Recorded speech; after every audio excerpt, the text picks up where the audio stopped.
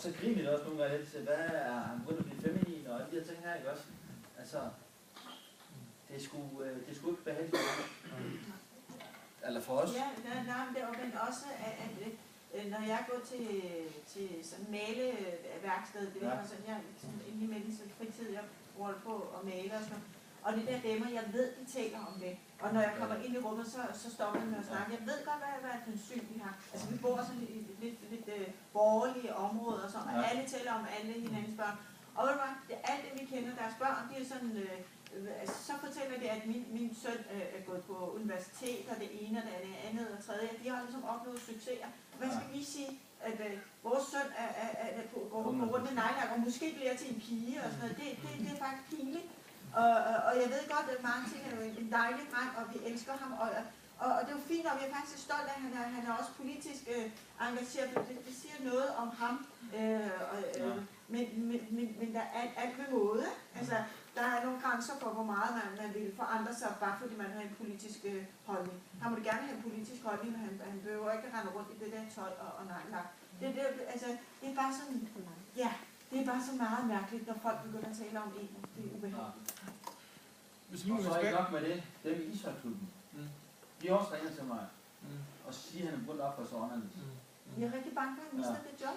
Altså, være mere markant i sine holdninger og så videre. Det er jo det, der... Vi diskuterer det heller ikke. Hvis nu har vi tilbage til det med dine kolleger, Kurt, så vi starter hele det her med at snakke om frivillighed, og det vil stadigvæk også være, hvad frivilligt, hvad man vil sige. Men kunne du prøve at komme med et konkret eksempel på, hvad en kollega har sagt? Hvad fanden er der sket med din søn? Hvorfor selvom så ikke han er engageret sig politisk? Han klarer sig skide godt i gymnasiet. Hvorfor ikke vil du forklare? Det er svært at få øje på det. Men kunne du prøve at... Det fremgår alt det andet jo. Kunne du prøve at genfortælle den historie, eller genfortælle den episode, du havde med en kollega, hvor... Jamen altså igen, hvad fanden er begyndt at ske med din søn? Han var altid pænt klædt og vældigt, og nu har han begyndt at ændre sig. Få nye venner, der går i underligt tøj og hænger ud i ungdomshusets miljø. Han sagde faktisk det der med, at man skal miste sit job, hvis han ikke opfører sig over. Ja, det sagde de også. Fordi vi jo ikke har sådan en i kiosken. Er det dem alle sammen? Er det alle dine kolleger? Nej, det er jo ikke alle. Men så kører så nogle af de bagtaler også, snakker bag vores ryg. Når vi er nede i supermarkedet, ikke? Og så der kommer Martins forladt, og det kan vi simpelthen ikke have. Martin, når du hører det her, hvad tænker du så? Jamen, jeg synes, at det er synd for mine forældre, hvis de skal deres venner snakker om. Jeg kan bare ikke forstå, hvordan deres venners holdninger kan være vigtigere end hvordan deres egen søn har. Jeg forstår ikke den opvejning. Altså, for mig er det mere vigtigt, at min far er glad for det, tror jeg, han går ved, at det arbejde laver, end at mine venner spørger mig, hvorfor har din far blå bukser på. Det er da ikke vigtigt. Det er da ligeglad med, hvad de synes om min far. Jeg kan godt lide min far, jeg kan godt lide min mor, jeg er stolt af det, de laver. Og det er vigtigt for mig. Jeg kan ikke forstå, for det er sådan, den anden vej rundt. Det er jo også fordi vi lever i en verden med fordomme, altså, og det er jo svært. Altså, det er svært at høre på, at folk taler grimt om dig, fordi vi ved godt i bund og grund, du er en rigtig god dreng, og du passer dine ting. Og så er det rigtig svært, og det er jo sådan uden for normal, altså vi ser normale ud, men det gør du så ikke med det tøjstil, du har. Du er ret normal, det ved jeg godt. Vi har heller ikke noget mod, at han er politisk engageret. Det er rigtig godt. Jeg vil da gerne ønske, at han bliver politiker. Du er kommet med, far. Du er med. Jeg vil ikke have. Men det er bare den måde, han opfører sig på. Og de der venner, han er ude med. Det er det, der er problemet også. Men når nu er Martin, det Martin lige har sagt, hvad tænker I om det, han lige har sagt? I forhold til... Nu tager mig af lige, fordi tiden går, og der er et læringspunkt, som skinner i øjnene her. Skidegod spørgsmål.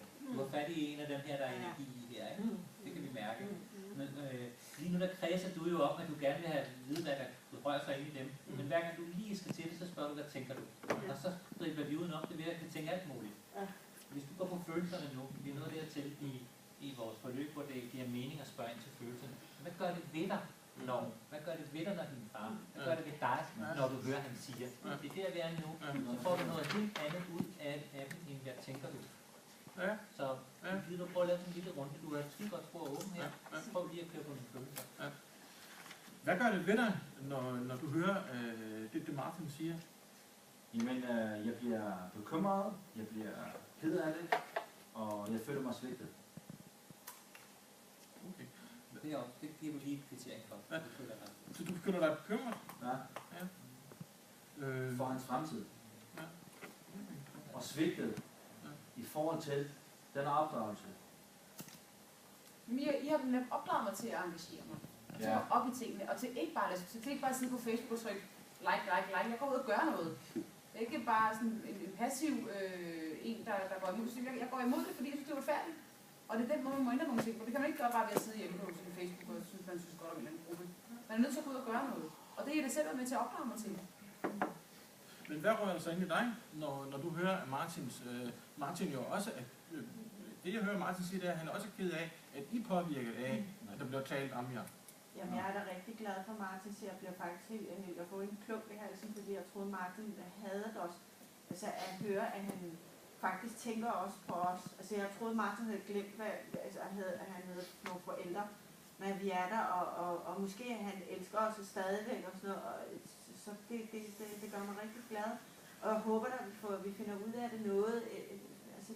Og jeg vil meget gerne have Martin komme. Vil du ikke være sød og komme tilbage? Det var slet ikke på den måde. Han skulle have få ung, så jeg skulle flytte hjemmefra. Jeg havde regnet med, at Martin skulle flytte hjemmefra, da han var 22-23 efter en uddannelse. 17 år, det er alt for tidligt, og vi er bekymrede. Jeg elsker Martin, og jeg vil gerne have.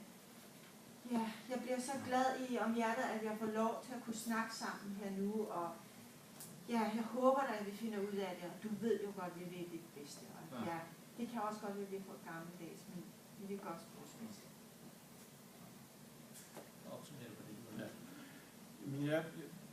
Jeg hører, at du påvirker af det, som Martin siger. Ja, og du... Jeg er glad for, at vi har talt sammen her i dag. Så kan jeg bedre forstå